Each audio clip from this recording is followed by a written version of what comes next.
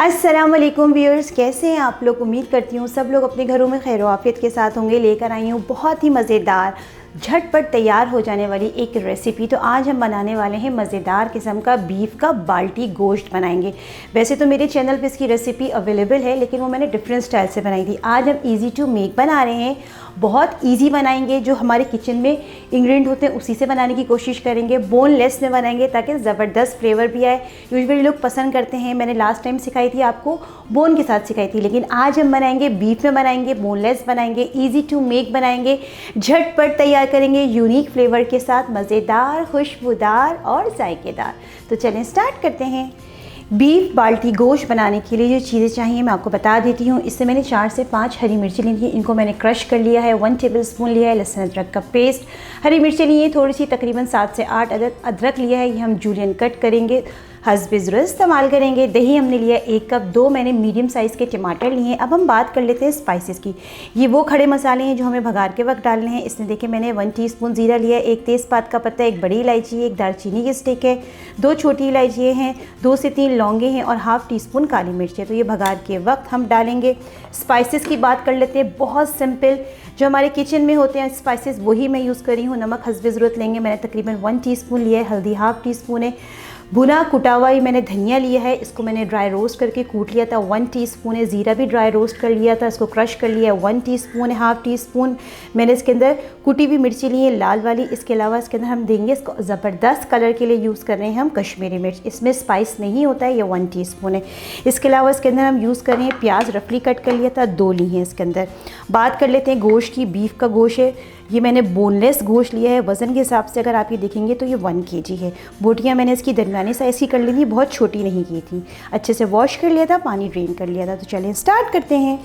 चूल्हे पे मैंने एक देगची रख दी है। सबसे पहले हम क्या करेंगे, इसमें ऑयल डालेंगे। ऑयल जाएगा इसके अंदर हाफ़ कप। वैसे भी ये होता है कि गोश्त में थोड़ा सा ऑयल होता ही है, तो ज़रा ध्यान से इस्तेमाल करना है, क्योंकि ये देखें ऑयल चला गया इसके अंदर। अच्छा, ऑयल जैसे ही हम डालेंगे ना, डालने के साथ ही हम क्या करेंगे, खड़े मसाले साथ के साथ ही डाल देंगे, क्योंकि ऑयल तकरीबन गर्म ही हो गया, देगची हमारी गर्म थी, तो खड़े मसाले साथ में ही चले जाएंगे। इनको 1 से 2 मिनट के लिए हम क्या करेंगे, भून लेंगे। खड़े मसाले मैंने डाल दिए हैं। खड़े मसाले डालने के साथ ही मैं क्या करूँगी, प्याज डाल दूँगी। प्याज रफली कट कर लीजिएगा, क्योंकि ये है कि प्याज को गलेगी, गोश्त के साथ अच्छे से गल ही जाती है, तो कोई बारीक बारीक काटने की ज़रूरत नहीं है। इसको हम क्या करेंगे, हल्का सा पिंकिश शेड दे लेंगे, गोल्डन नहीं करना है, हल्का सा गुलाबी कर लेंगे।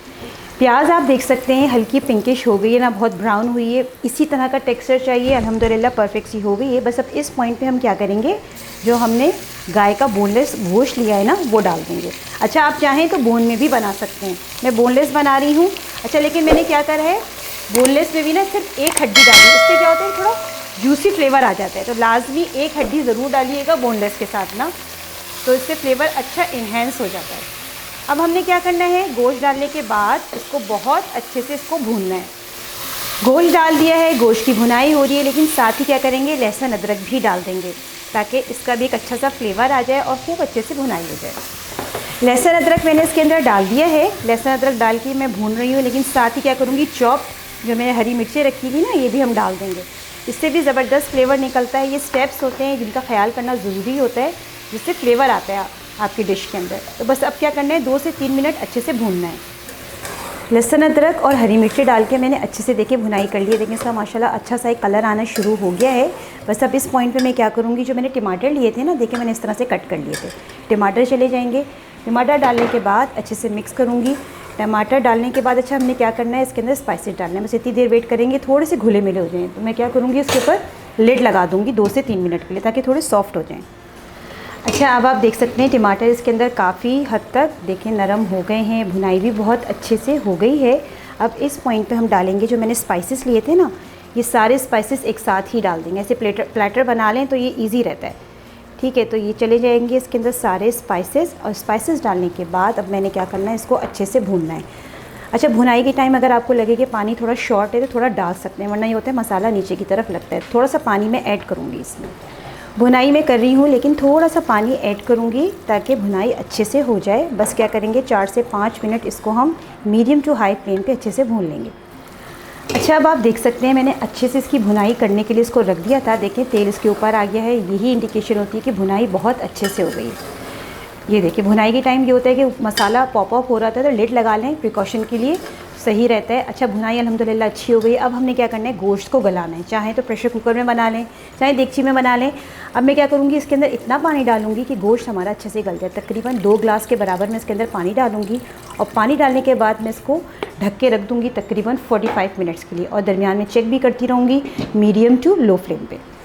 अच्छा 45 मिनट्स हो गए हैं, मीडियम टू हाई फ्लेम या दरमियान में मैं चेक भी करती रही, कभी लो कर दी कभी हाई कर दी। देखिए माशाल्लाह इस तरह का टेक्सचर आया है। गोश्त भी हमारा माशाल्लाह बहुत अच्छे से, ये देखें गरम हो रहा है, मुझसे पकड़ा नहीं जा रहा है। मैं आपको चेक करा देती हूँ, काफ़ी अच्छा गल गया है।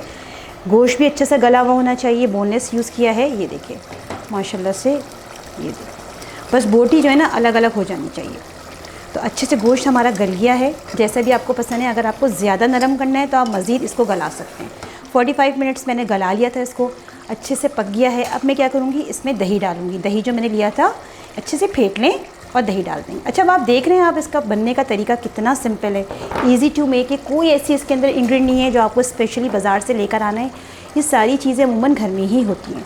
बस ये डालने के बाद मैंने इसको अच्छे से मिक्स करना है और क्या करना है, इसको इतनी देर कुक करना है कि इसके ऊपर जो है तेल ऊपर आ जाए और ये भुना भुना हो जाए। अभी इसके अंदर काफ़ी ग्रेवी लग रही है, ठीक है। ये ग्रेवी अभी हमें इतनी नहीं चाहिए, तो इसको मज़ीद हम कुक करेंगे क्योंकि दही भी पानी छोड़ेगा। तो मैं लिड लगा दूंगी और तकरीबन 10 minute medium to high flame पे ऐसे ही कुक करूंगी। तकरीबन 8 से 10 मिनट मैंने ऐसे ही पकने के लिए छोड़ दिया था इसको, ताकि पानी थोड़ा सा ड्रेन इसका खुश्क हो जाए। तो देखिए माशाल्लाह कितना ज़बरदस्त इसका एक लुक आ रहा है। थोड़ी थोड़ी ग्रेवी भी है, थोड़ा भुना भुना भी लग रहा है। अगर आप मज़ीद चाहते हैं कि इसको थोड़ा सा और खुश कर लें तो कर सकते हैं, लेकिन मेरे हिसाब से परफेक्ट है क्योंकि नान चपाती के साथ खाया जाएगा तो थोड़ी सी ग्रेवी होनी चाहिए। अब मैं क्या करूँगी, इसमें हरी मिर्चें जो ली थी मैंने, ये मैंने मोटी मोटी कट कर ली हैं, ये चली जाएंगी। थोड़ी सी लाल वाली चली जाएंगी जो कि मुझे बहुत ही पसंद है हमेशा। अदरक मैंने जूलियन कट कर लिया था। बस अब मैंने क्या करना है, इसका लिड लगा लेना है। अल्हम्दुलिल्लाह ये परफेक्ट सी रेडी हो गई है, तरी इसके ऊपर आ गई है। बस मैं फ्लेम ऑफ कर दूँगी और इसको डिश आउट कर लूँगी। बाल्टी गोश्त अल्हम्दुलिल्लाह हमारा रेडी हो गया है, बहुत ज़बरदस्त बन गया है। बहुत सिंपल वे में देखें मैंने तैयार करा है। कोई मैंने इसके अंदर स्पेशल मसाले नहीं डाले हैं, जो किचन में ही थे वही मैंने डाले हैं। बहुत रेडी हो गया ज़बरदस्त सा। चाहे तो प्रेशर कुकर में बना लें और भी इंस्टेंट बन जाएगा, शानदार बना है। आप इसे नान के साथ खाएं, चपाती के साथ खाएं, बहुत ही शानदार लगता है। बस मैं क्या करूँगी, इसको डिश आउट कर दूँगी। मज़ेदार किस्म का हमारा इंस्टेंट जो हमने बनाया है बीफ का बाल्टी गोश्त बहुत ही शानदार बना है। डिश आउट कर लिया है, ज़बरदस्त बना है। हरा धनिया डाल लें, नान चपाती के साथ खाएं, बहुत ही अच्छा लगता है। ट्राई कीजिए, झटपट तैयार हो जाता है। ट्राई करने के बाद मुझे कमेंट सेक्शन में ज़रूर बताइए कि आपका ये मज़ेदार किस्म का बाल्टी गोश्त कैसा बना है। जितना भी हो सके मेरी वीडियो को शेयर कीजिए, पसंद आए तो लाइक करना बिल्कुल नहीं भूलिए। चैनल पे नए हैं तो सब्सक्राइब करना भी नहीं भूलिए। इंशाल्लाह फिर हाजिर होंगी एक नई और ज़बरदस्त रेसिपी के साथ। जब तक के लिए दें फातिमा को इजाज़त। अल्लाह हाफ़िज़।